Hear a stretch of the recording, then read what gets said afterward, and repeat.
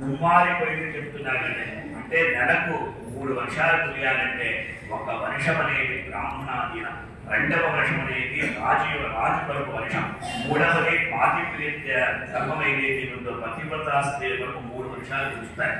ఆ ప్రకారంగా అన్ని తెలియజేస్తూ గోదాదేవి అంట్రీ పులహబడంగా ఈగోర్తిని మంగళాశాసనమంతా చేసింది. కనుక మనకు సాధ్యమైనటువంటి అన్నింటినీ కారణం మనస్సే.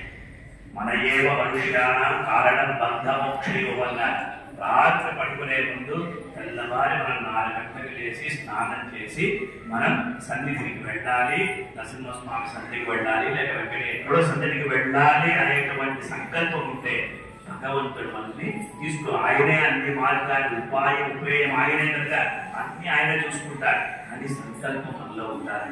అందువల్ల మనకు తెలియకుండానే భగవంతుడు మనం తీసుకువస్తాడు. హాయిగా మనకు ఆనందంగా గడుస్తుంది. 20 రోజులు అయిపోయిందండి.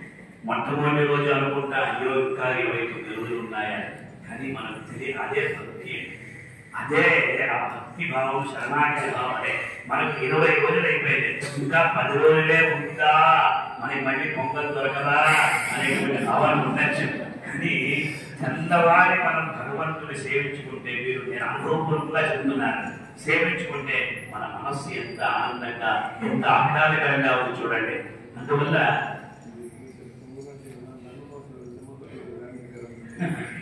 ఇక్కడ కొంతమంది స్త్రీలు అడుగుతున్నారట, ఈ ధనుర్మాసం అనేది ఎందుకు ఒక నెల పెట్టారంటే ఉంటే బాగుంటుంది కదా అని చెప్తుంటారు. అంటే ఇంట్లో వంట చేయాల్సిన పని లేదు, 2 నెలలు ఇక్కడే వచ్చేది కదా, భర్త ఏమైనా ఆయన ఎక్కడ పని చేసుకుంటాడు, మా హాయిగా ఎక్కడ ఉండిపోతామని. అందువల్ల ఒక్కటండి నేనా ఇచ్చా, ఒక నెల ఇచ్చారు చూడండి. అంటే ఆ దేవతలకు ఒక బ్రాహ్మ ముహూర్తం కదా, ఒక రోజు బ్రాహ్మ ముహూర్తం కదా, కానీ మనకు దొరికినటువంటి అవకాశాన్ని సద్వినియోగం చేసుకోవాలి. అందువల్ల ఇంకా ఎక్కువ చెప్తే మీకు ఆ వేడి పొంగలు ఆగిపోతుంది. మీరు ఇంటికి వెళ్ళాలి. ఎక్కడో నేను వచ్చాను, పనిగా వచ్చాను, నాకు ఈ అమ్మోగల మఠం లక్ష్మీనరసింహస్వామి అయితే చాలా ఇష్టం. 2 సార్లు తిరుప్పావై ఉపన్యాసం చేసే భాగ్యం నాకు ఇక్కడ విశేషంగా కలిగినది. ఈనాడు రాజభవన్లో ఉపన్యాసం ఉంది, అందువల్ల ఇక్కడికి వచ్చాను. స్వామివారు అందరూ కూడా అడిగారు, అంటే వాచిక కైంకర్యం చేసుకుంటామని. మైక్ దొరికితే వదిలిపెట్టాం మేము, అనంతటి గారు చూసుకుంటారు, నాకన్నా ఎక్కువ చెప్తున్నారే స్వామి అని చెప్తున్నారు.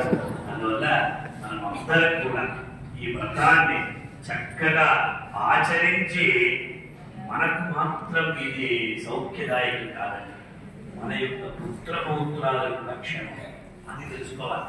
మనం చేసేటువంటి వ్రతాచరణ అనేది స్వార్థం కాదండి, ఈ సంస్కార వాసన అంతవరకు వెళ్తుంది. అందువల్ల గోదాదేవుడు ఎంత ఇక్కం 7 కిలోమీటర్లు ఉందన్నోడు ఉద్భవేయావో మనకే నా ఆశ్చర్యం మత్తయం కావంగా మాత్రం మనం వచ్చినప్పుడు, దేవాలయానికి వచ్చినప్పుడు మన ఇంటి విషయాలంతా కూడా మరిచిపోయి ఆ దేవదేవుడి యొక్క దివ్య స్వరూప రూప గుణ విభవాలు అంతటినీ కూడా మనం సంస్మరించి మనమంతా కూడా పులకితులు కావాలి.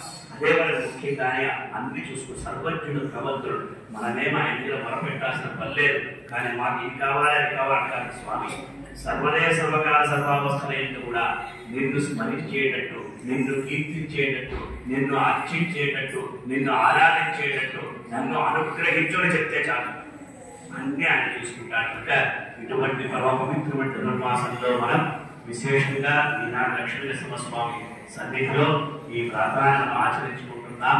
అదే ప్రకారం కాలం అన్నింటికీ కాల సమాధానం చెప్పింది కనుక 30 రోజులే టైం ఇచ్చారు. ఆ 30 రోజులు ప్రతిరోజు రావాలని సంకల్పించుకుని ఈ రోజు వెళ్ళాం కదా, రేపు పర్వాలేదు రక్షిస్తాము అని మనం చెప్పకూడదు. అదే 30 రోజులు ఎవరైతే ఇక్కడ వస్తారో వాటి సౌభాగ్యం ఉంది.